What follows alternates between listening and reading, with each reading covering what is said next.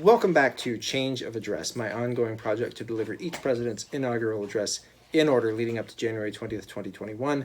My name is Colin Rafferty. I am the author of Execute the Office, Essays with Presidents, forthcoming in February from Baobab Press.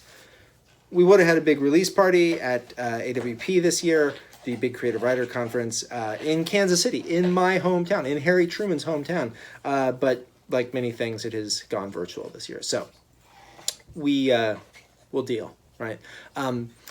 Harry Truman is a fascinating figure. He is the last president who does not attend college.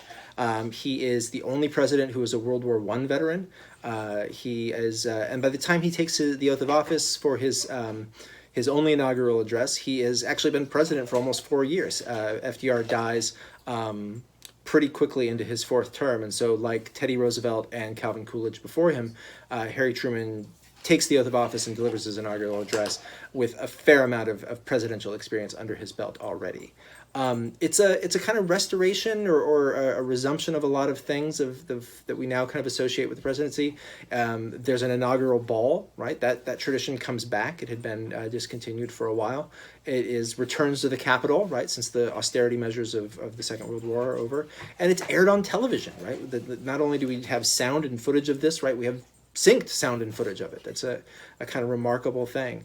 You're going to hear the kind of what you might expect from a post-World War II address, right? America on a global stage, figuring out its place, figuring out its kind of newly dominant position. So without any further ado, and before my dog enjoying a delicious treat in the background gets any louder, here is Harry Truman's inaugural address.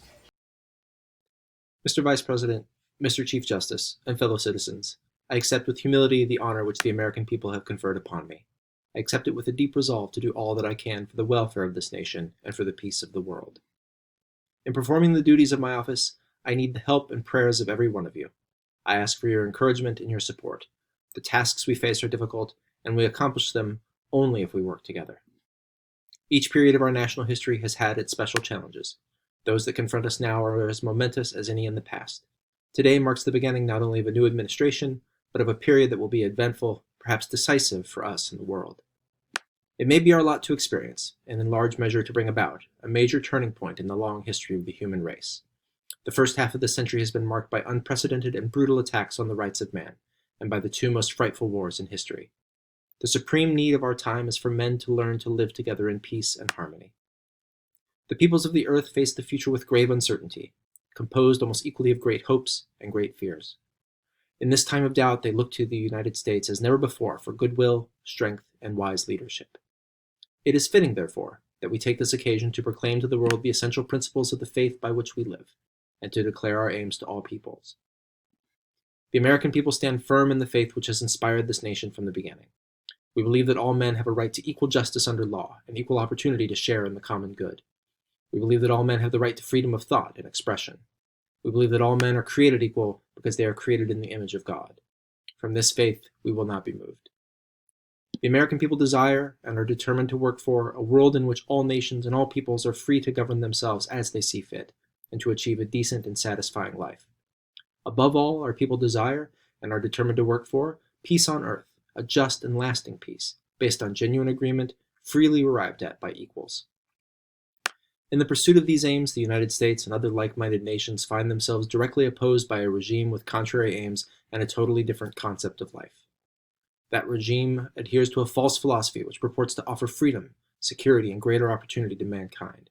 Misled by this philosophy, many peoples have sacrificed their liberties only to learn to their sorrow that deceit and mockery, poverty and tyranny are their reward. That false philosophy is communism. Communism is based on the belief that man is so weak and inadequate that he is unable to govern himself and therefore requires the rule of strong masters. Democracy is based on the conviction that man has the moral and intellectual capacity, as well as the inalienable right to govern himself with reason and justice. Communism subjects the individual to arrest without lawful cause, punishment without trial, and forced labor as the chattel of the state. It decrees what information he shall receive, what art he shall produce, what leaders he shall follow, and what thoughts he shall think. Democracy maintains that government is established for the benefit of the individual and is charged with the responsibility of protecting the rights of the individual and his freedom in the exercise of his abilities. Communism maintains that social wrongs can be corrected only by violence. Democracy has proved that social justice can be achieved through peaceful change. Communism holds that the world is so deeply divided into opposing classes that war is inevitable. Democracy holds that free nations can settle differences justly and maintain lasting peace. These differences between communism and democracy do not concern the United States alone. People everywhere are coming to realize that what is involved is material well-being, human dignity, and the right to believe in and worship God. I state these differences not to draw issues of belief as such, but because the actions resulting from the communist philosophy are a threat to the efforts of free nations to bring about world recovery and lasting peace. Since the end of hostilities, the United States has invested its substance and its energy in a great constructive effort to restore peace, stability, and freedom to the world. We have sought no territory, and we have imposed our will on none. We have asked for no privileges we would not extend to others. We have constantly and vigorously supported the United Nations and related agencies as a means of applying democratic principles to international relations. We have consistently advocated and relied upon peaceful settlement of disputes among nations. We have made every effort to secure agreement on effective international control of our most powerful weapon, and we have worked steadily for the limitation and control of all armaments. We have encouraged, by precept and example, the expansion of world trade on a sound and fair basis. Almost a year ago, in company with 16 free nations of Europe, we launched the greatest cooperative economic program in history. The purpose of that unprecedented effort is to invigorate and strengthen democracy in Europe so that the free people of that continent can resume their rightful place in the forefront of civilization and can contribute once more to the security and welfare of the world. Our efforts have brought new hope to all mankind. We have beaten back despair and defeatism. We have saved a number of countries from losing their liberty. Hundreds of millions of people all over the world now agree with us that we need not have war, that we can have peace. The initiative is ours. We are moving on with other nations to build an even stronger structure of international order and justice. We shall have as our partners countries which, no longer solely concerned with the problem of national survival, are now working to improve the standard of living of all their people. We are ready to undertake new projects to strengthen the free world. In the coming years, our program for peace and freedom will emphasize 4 major courses of action. First, we will continue to give unfaltering support to the United Nations and related agencies, and we will continue to search for ways to strengthen their authority and increase their effectiveness. We believe that the United Nations will be strengthened by the new nations which are being formed in lands now advancing towards self-government under democratic principles. Second, we will continue our programs for world economic recovery. This means, first of all, that we must keep our full weight behind the European Recovery Program. We are confident of the success of this major venture in world recovery. We believe that our partners in this effort will achieve the status of self-supporting nations once again. In addition, we must carry out our plans for reducing the barriers to world trade and increasing its volume.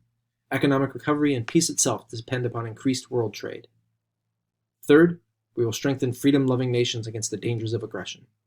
We are now working out with a number of countries a joint agreement designed to strengthen the security of the North Atlantic area. Such an agreement would take the form of a collective defense arrangement within the terms of the United Nations Charter. We have already established such a defense pact for the Western Hemisphere by the Treaty of Rio de Janeiro. The primary purpose of these agreements is to provide unmistakable proof of the joint determination of the free countries to resist armed attack from any quarter. Each country participating in these arrangements must contribute all it can to the common defense. If we can make it sufficiently clear in advance that any armed attack affecting our national security would be met with overwhelming force, the armed attack might never occur. I hope soon to send to the Senate a treaty respecting the North Atlantic Security Plan. In addition, we will provide military advice and equipment to free nations, which will cooperate with us in the maintenance of peace and security. Fourth, we must embark on a bold new program for making the benefits of our scientific advances and industrial progress available for the improvement and growth of underdeveloped areas. More than half the people of the world are living in conditions approaching misery. Their food is inadequate. They are victims of disease. Their economic life is primitive and stagnant. Their poverty is a handicap and a threat to both them and to more prosperous areas. For the first time in history, humanity possesses the knowledge and the skill to relieve the suffering of these people. The United States is preeminent among nations in the development of industrial and scientific techniques.